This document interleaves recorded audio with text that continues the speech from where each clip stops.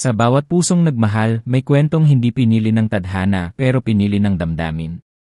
Dito sa ating channel, bibigyang buhay natin ang mga bawal pero tapat na pag-ibig. Filipino Romance. At ito ang mundo ng mga lihim na pagmamahalan, tapat na damdamin, at kwentong hindi mo malilimutan. Please huwag kalimutan mag-subscribe, mag-like, mag-comments, o di kaya share ang aking YouTube channel para sa iba't ibang kwento ng pag-ibig. Salamat. Kabanata 8, ang agos ng umaga. Mula sa kwentong Kahati sa Gabi. Lihim na uhaw, bawal na haplos. Lokasyon. Bahay ni Mang Isko, alas negatibo, 6 ng umaga, Barangay Sagrada Familia, Batangas. Tahimik, may bigat, may sinisintang pag-amin. Kapag ang gabi naging masyadong matamis, ang umaga ang laging may pait.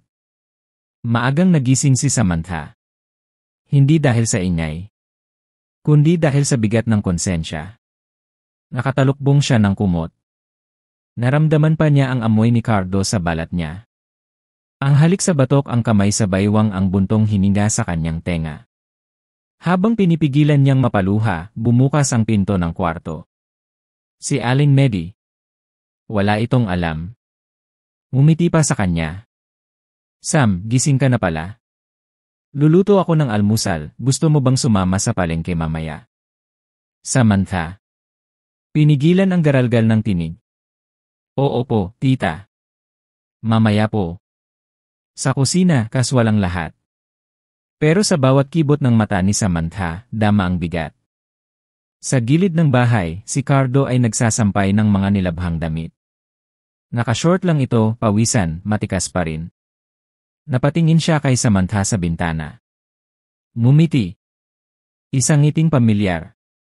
Isang ngiting may lihim. At sa likod ng ngiting iyon may tanong. Hanggang kailan? Flashback. Gabi kahapon. Habang nakahiga si Samantha sa bisig ni Cardo. Cardo. Kung wala si Medi, ako na lang sana ang kasama mo tuwing umaga. Samantha. Huwag mong sabihin yan. Tita Medi ang nagligtas sa akin nung walang-wala ako. Cardo. Mahinang boses habang hinahaplos ang buhok niya. Pero puso mo, hindi ba't ako ang pinili?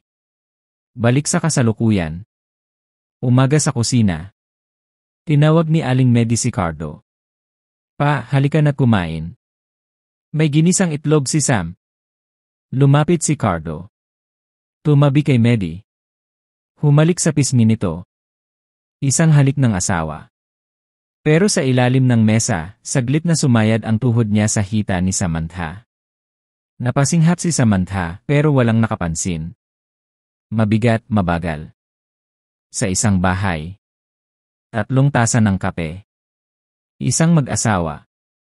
At isang lihim na nagkukubli sa bawat lagok. Kung naramdaman mo ang tensyon ng umaga. I like ang video. I-comment kung naranasan mo na ring itago ang katotohanan habang umunguya ng almusal. At mag-subscribe para sa Kabanata 9, ang tunay na nagmamay-ari, kung saan haharapin ni Samantha ang tanong, siya ba'y tunay na minahal o ginamit lang? Kung kayo ay may ibang karanasan mula sa kwentong pag-ibig, pwede niyong ibahagi sa aking channel at gawan nating ng storya ang mga naudlot ninyong damdamin. Maraming salamat, sana'y nagustuhan niyo ang aking kwento.